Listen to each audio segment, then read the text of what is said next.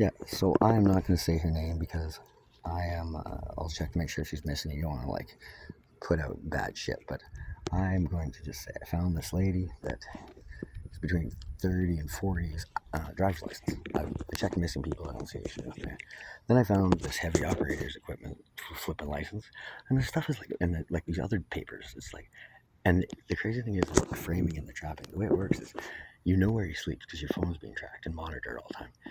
So if I leave my bags outside, or especially if my partner, who's been not honestly a partner, she's been here to destroy my life and slow me down. Especially if she's working with the other people, like she'll give them my ID. My ID's been missing. I know there's been financial documents that have happened, transactions, wills, estates that I've been signed out of, businesses, properties. Apparently, a lot of fraud and a lot of plagiarism from my original content, because I've trusted her with my laptop, my ID, my passport, or my birth certificate, my computer, and I'd go to work for like 4 hours at a time when I worked at Bamboo Chopsticks. And I've noticed a lot of guys that kind of look like me are hanging around her. And it's just like, and I'm not talking a little bit look like me. I'm talking like dirty brown hair or blonde hair, same height, same body structure. And I'm like, this is just a little too coincidental. Now, if you put her, the same person who just almost never changes their clothes, doing whatever they're doing on camera, and with guys that look like me, my hats are always getting changed. It's like I find a hat, I grab a hat, I leave a hat. It's like it's just the way we do. It's like I don't know. Living homeless is like it's taking care of clothes is a big pain in the butt. But you think about this. This is how a person could deliberately set you up for looking like a massive criminal or some kind of like terrible person. Over there's a parking lot over there, an Indigo parking lot. I found a whole bunch. Like one day, the Mercedes there's like the doors are open and the roof is open and there's like shit everywhere. It's like, it's insane. It's like, it's crazy. So I'm like, pick the stuff up. They pick up what you got. Like, I always pick up what's important. Stuff that's going to blow away or stuff that like you can, that looks important. And then hold on to it and fucking find the address or Instagram or Facebook, the owner, try and get it back to him, or throw it in the mail, give it to the police station, something like that. But it's like, this is crazy what you can do when you live out here. If you go to sleep for like 4 or 5 hours, your whole shoes, everything, like everything can be swapped out, given to somebody. They run around, they break a window, they do something stupid, and then come back, they put it all back in the bag, and it's like, oh, I didn't do it, he did it. Like, look, he's wearing the same stuff, he got the same stuff, and you're like, what the fuck, what are you talking about? Were you sleeping here last night? Yeah. I was. Okay, what'd you do between this time and this time? I'm like, I was sleeping. Do you have anybody to verify that? And then you'd be like, oh, well, my partner was there. And she'll be like, well, she'd be a witness. I'm like, oh, she didn't wake up. Like, and she'll be like, I don't know, I didn't see him, or I don't know, I was just sleeping. So it's like, this is how they frame me to make you look like a bad person. And it's like, all I'm trying to do is make sure the community is safe and better. Like, yeah, the yoga place, I'm like, this is a nice place. You don't want this place getting vandalized. So I'm like, okay, what do I need here? I need a phone just in case, like, somebody comes to like try and, it looks like a super expensive flipping house. So I'm like, I need a phone charge. So I grab my bag, find a power cord. My phone was dead. Otherwise I go plug it in, charge.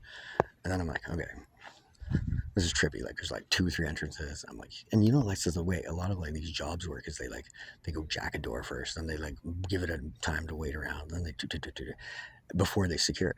So I'm like, okay, this is like, and this place is like literally, I had never been in the yard before. And I've never seen the front of the back building is absolutely gorgeous. And it was just like the day before, this lady that works at Storm's wife, actually, that works at Metro Church. I'm like, what's going on with the yoga studio next door? And she's like, oh, it's owned by the city. She's like, we put in a request to take it over or whatever. I'm like, really? That place is owned by the city? I'm like, that's pretty crazy that the city would own something like that. But the other way they do this is they get people to lie to you, to frame you, to make you look like you're falling into traps. Now, why would they suggest that? To me, why would they suggest that is owned by the city? Because I've made comments about this lot, and I've heard that if you are intending to do community improvement, you can do an application, and they've seen me do this Google search on my phone, how you go about it, how you do it, and you basically help the city take care of neglected properties or communities pay taxes, pay insurance, pay water, all that kind of stuff. But you take care of stuff that is, you know, being neglected or doesn't seem to have enough foot traffic through it to make sure that it is decent and not becoming like a rat infest, like a rat trap, like that place over there, that the log cabin. There must have been like hundreds of rats in there. Like, or you'd think like there's enough food and garbage bags spilled all over the place. It's like, and the city can't go clean it up because they need permission. The gates are open. You're allowed to walk into any place where a gate is open. Like it's a mailman thing, unless there's a sign that says "Do not enter" specifically. You can walk in, and if you find something that is abnormally or unexpected for a regular walk down the sidewalk to a front door, like say a pit that would trap you, that is an unexpected item that would not normally be in that place. You have, and you get injured there, you have, the property owners are liable for things like that. But then these property owners come in and they're like, because Aaron, the guy's like, well, I don't want him in here. I'm like, well, I'm trying to help Lindsay. She's the one who fucking got me here to help her. Like, met her the other night when I was watching her motorhome. That was it. And then she tells me she's living down here and moving. It's like, you know, it's like, whatever. But if all of these things that people tell you are lies and then you believe them, and then they doctor and edit video footage of you because you're the mark and everybody wants this guy called me to get the fuck out of the city and leave them all alone because I'm the odd one out. I don't like, I'm just my own thing, but I still want nothing better than the best for like every person here. And that's the biggest hiccup because some people need the oppression, some people need the division of the classes, some people like it as a game because some of the rich, like, you know, there's all kinds of dynamics, but there's a lot of power going on here, a lot of people involved in targeting. They call it organized surveillance. I call it gang stalking, target surveillance, whatever you want to call it. And now I just call it making you a better person. Like, it's making you a better person. But you always have to be on top of the offense and on top of the defense, because if you let your guard down, you will lose everything or you will get framed to stuff. And I've lost so much in the last like little while. Like last night I slept with my bags outside tied up. I lost probably $100,000, $200,000 of fucking shit that I was gonna find. There's this guy down here, this guy, I've had his gold replaced like 20 times over, man, 20 times over. But I don't have a phone number, and I don't have. It's like, but you get all of these things, and it's like, how do I get it to these people? How do I get it to them? I'd like to make all rights or wrongs right, but it gets harder and harder and harder because the longer it takes, it seems like the harder things are, but you still don't have any way easy to do it. And this BC way is like, if you make a mistake, go fix it on your own. Nobody's going to tell you to do it. Okay? Nobody's going to tell you to do it. That's fine. Well, if you take more than I've ever taken from you, and it's like, and that's part of the lesson, but it wasn't the exact match. You know, it's like some things are paid. Like lessons are learned. If you are making people live like animals and expect them not to do animal behavior when they can't sleep without being framed, they can't do this without being framed, or doing this without being frauded, or this, like, it is not a drug problem. It is not a not working problem. It is a problem being targeted, attacked, and manipulated. And that's just what it is. It's part of the game. Mark the mark. Anyway, these bags are going back.